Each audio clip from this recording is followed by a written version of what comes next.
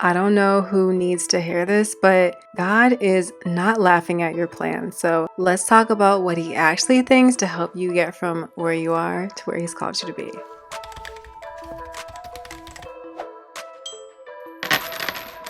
Now, this very popular saying that tells people if you want to make God laugh, tell Him your plans. It gets repeated so often that most people just assume it's in the Bible. But while it sounds like it could almost be scripture, as my girl Brandy says, almost doesn't count. Still, because it's been spread across the globe as if it is scripture, I think it's important to understand how this claim that God is laughing at His children's plans even came about. And as far as I can tell, this misconception was created through a mashup of two very different scriptures about the character of God toward two very different audiences. So in the first part of the saying, if you want to make God laugh, this references God's actions toward the ungodly. Psalm 37 verse 12 and 13 say, "The wicked plot against the righteous and gnash their teeth at them.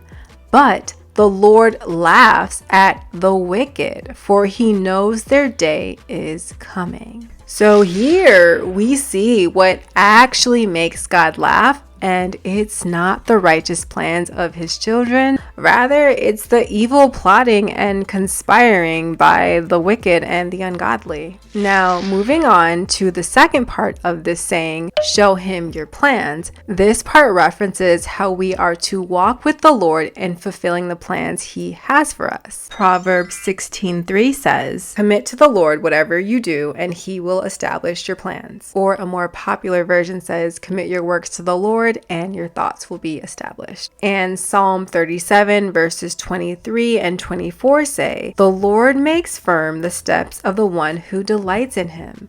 Though he may stumble, he will not fall, for the Lord upholds him with His hand." So here we see that not only should we show God our plans, but when we do, He makes them firm, sound, and unshakable. When I got this word from the Lord about what He truly thinks of our plans, I was so inspired and moved to share this with you all, because it made me think of the times when I allowed myself to be hindered by this kind of saying that God did not care about what I wanted, which I know it sounds crazy because there are, so many scriptures that say otherwise, but this is what happens when the enemy comes in at night and sows weeds among the good seeds. You start to really think, if you just hear things too much,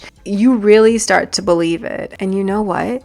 It's easy to believe this lie when we're distant from God's word, which at the time I was, because I was not reading my Bible every day like I should have. Thankfully, however, I was able to renew my mind through meditation of the truth by reading scriptures like Jeremiah 29 verses 11 to 13 that say, "For I know the plans that I have for you, declares the Lord, plans to give you hope and a future." Another one that really helped me was what Jesus says in Matthew 7, beginning in verse 9. He says, "Which of you, if your son asks for bread, will give him a stone? Or if he asks for a fish, will give him a snake? If you, then, though you are evil, know how to give good gifts to your children, how much more will your Father in heaven give good gifts to those who ask Him?"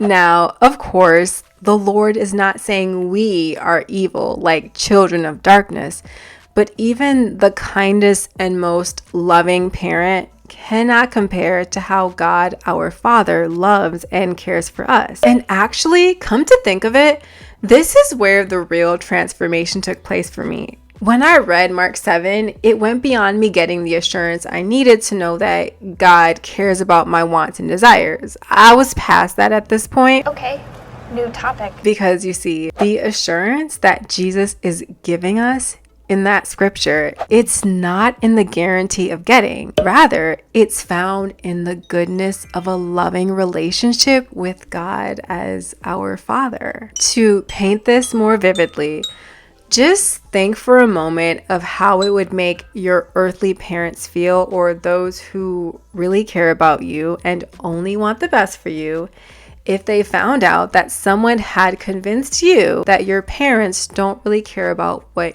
you want. Or consider this.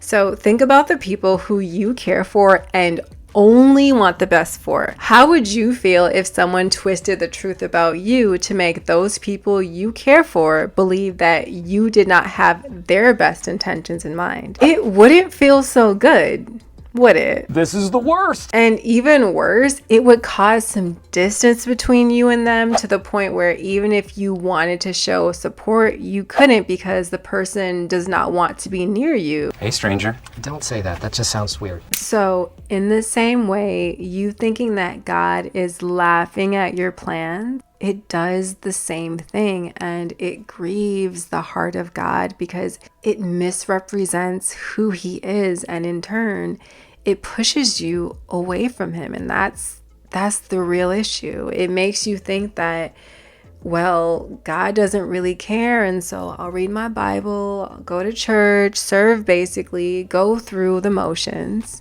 But you exclude him from the rest of your life, and eventually you become discouraged and turn away from God, and you try to find that success he has for you another way. And it's all because someone told you God laughs at your plans, and it's not even true.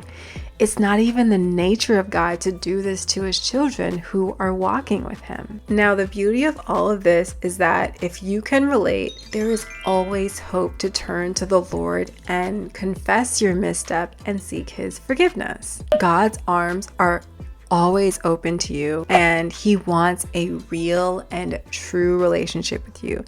And not one that is you just checking off a bunch of boxes and never communicating to him how you feel or what you want. So turn to him, show him your plans, and make God smile. God bless.